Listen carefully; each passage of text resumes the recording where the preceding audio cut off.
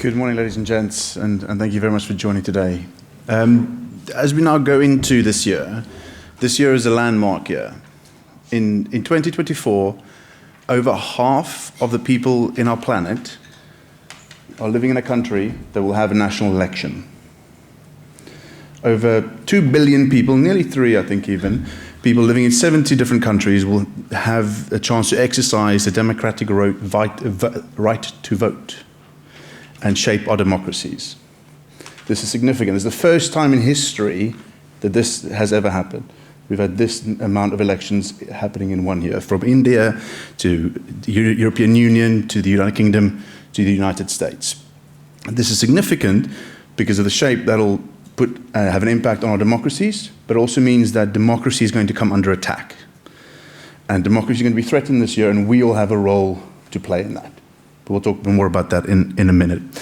Firstly, hello and welcome. As Mark mentioned, this is our 10th annual Cyber Summit.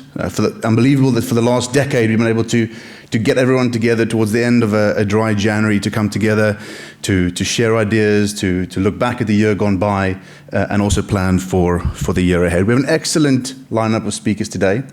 We'll hopefully be able to give you some insights across the worlds of geopolitics, some views of cybersecurity and big tech, and also some insights from the coalface, both from a vendor and a services perspective as well. So hopefully there should be something in there for everyone. And please, as I say every year when we stand here, you're amongst friends. Please speak openly, please ask the questions openly. As Mark mentioned, there's a way to do so anonymously if you prefer, in the online platforms as well, but please, in the breakouts, in the networking sessions, you're amongst friends and partners. So please share openly and encourage you to get as much out of the day as you possibly can. We're also at a very historic location here at the Institution for Engineering and Technology. This is actually the very first home of the BBC, the British Broadcasting Corporation. The BBC's first radio transmission happened from this building, from Savoy Hill, so this building and its connected annexes. And for 10 years, the BBC was located here on Savoy Hill before they outgrew. As radio was taking off, 2 studios became 9 studios, became too much for the IAT. They weren't called the IET back then, but for the institution to handle. And the BBC relocated over to Broadcasting House. But that is important because the institution has really been at the heart of technological advancement over more than a century. Advancements in radio, advancements in telecommunication, advancements in electrical engineering. Many of the wiring standards that we have today in electronic and electrical engineering were still defined here at the IET. So this is a significant location also for us as technologists at heart. I'm an engineer by training. In what we do today, a lot of that advancement and innovation has happened in this building. Looking back, last year when we stood here, we were at a lovely venue on the South Bank last January. It was the very first time we stood on stage and talked about artificial intelligence. ChatGPT had invaded our homes the Christmas before. I'm pretty sure everyone at that event had asked it to write a poem, give it song lyrics, write a short story. We'd all played with it in a very informal, civilian way. What we've really seen is, over the last 12 months, the acceleration and only, I think, glimpses of the potential of what AI can bring for us and what it can do for us. And we've seen the significant investment that has happened from Microsoft and others in that space. And I think we're going to see a lot more of that coming in the coming year. And that's significant because AI is different.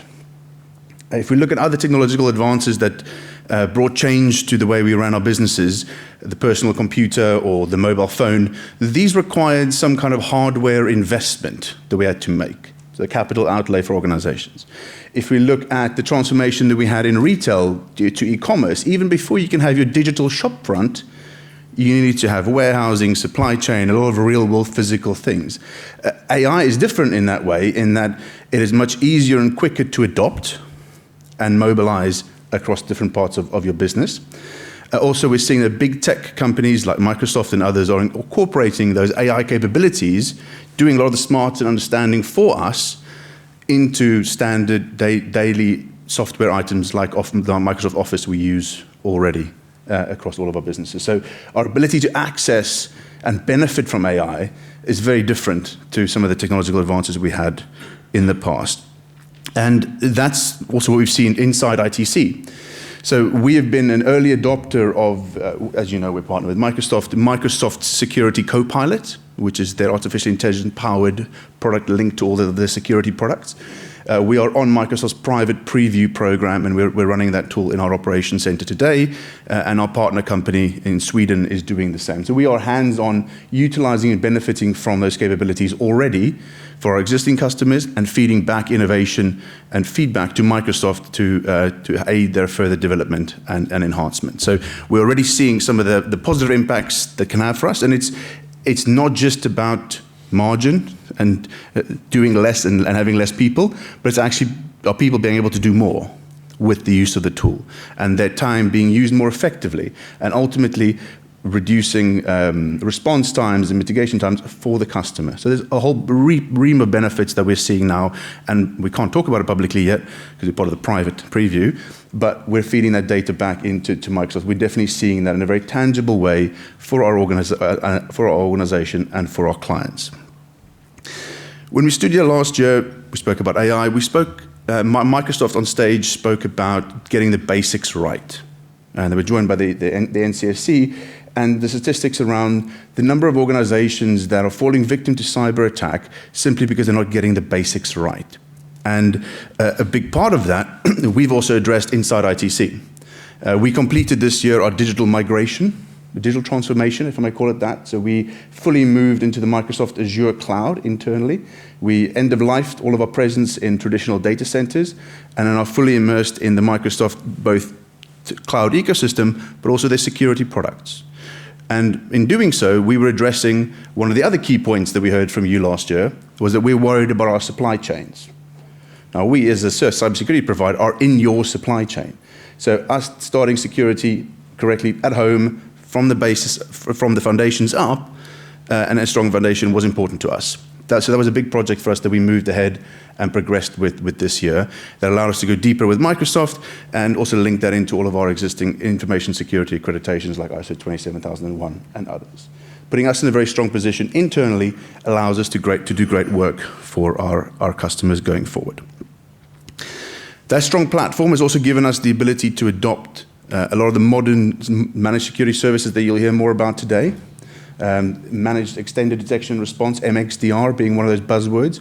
The reason that's important is because last year when we stood here with you, we spoke about some of the challenges organizations face by the very disconnected and disparate technology products you have in your security stacks. And the ability to integrate those to give unified visibility both in reporting and monitoring, but also in taking action, so that response of MDR and MXDR has been important to us. And we've invested a lot in our own internal innovation to achieve that, and that's what's allowed us to adopt AI tools like Security Copilot more rapidly throughout the year.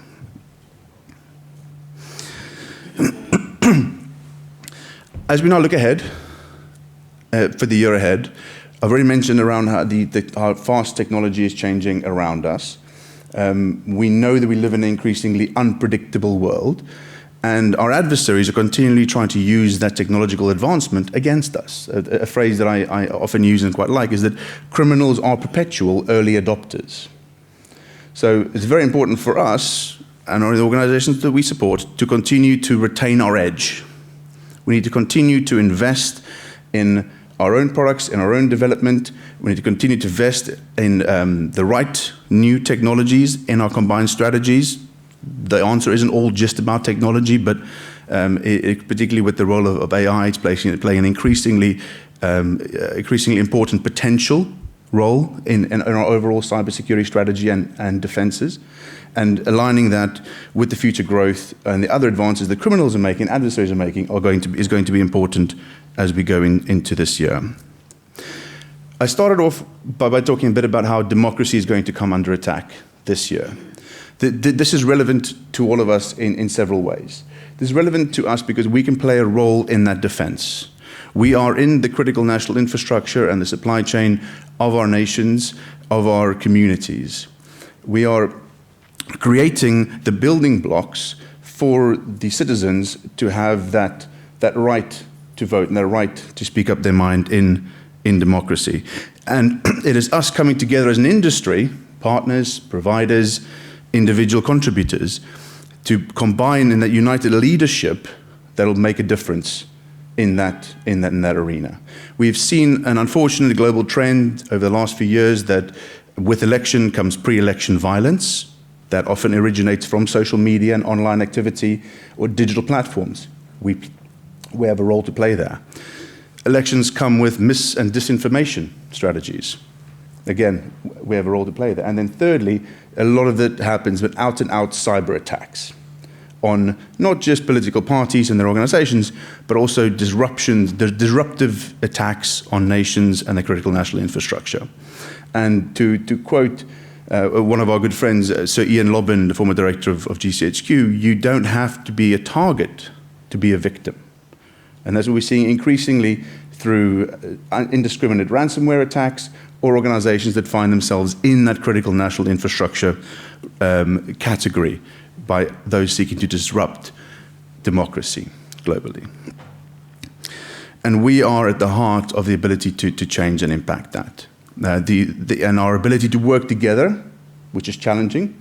We often talk about the need for greater partnership, information sharing, public-private partnership. We know this is hard. And this is where, at ITC, we work with the National Cybersecurity Center around their CISP, the Cyber Incident Response Information Sharing Platform, to get organizations to share more information together. We get this is hard, but we think this is going to be an even more important strategy going forward.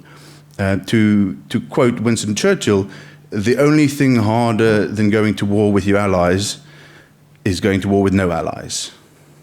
And that's going to be very important for us as we go into this year and think about how we plan our strategies to protect our organizations, our communities, and our nations. Now, I'm very pleased to be able to introduce today an excellent speaker, and has been a great confidant and supporter and an advocate for ITC over the years, and he's going to give us his usual unique insight into that global state of the nation and what we should be thinking about. So it's my great pleasure to welcome to the stage Sir Graham Lamb, the Chairman of ITC's Advisory Council.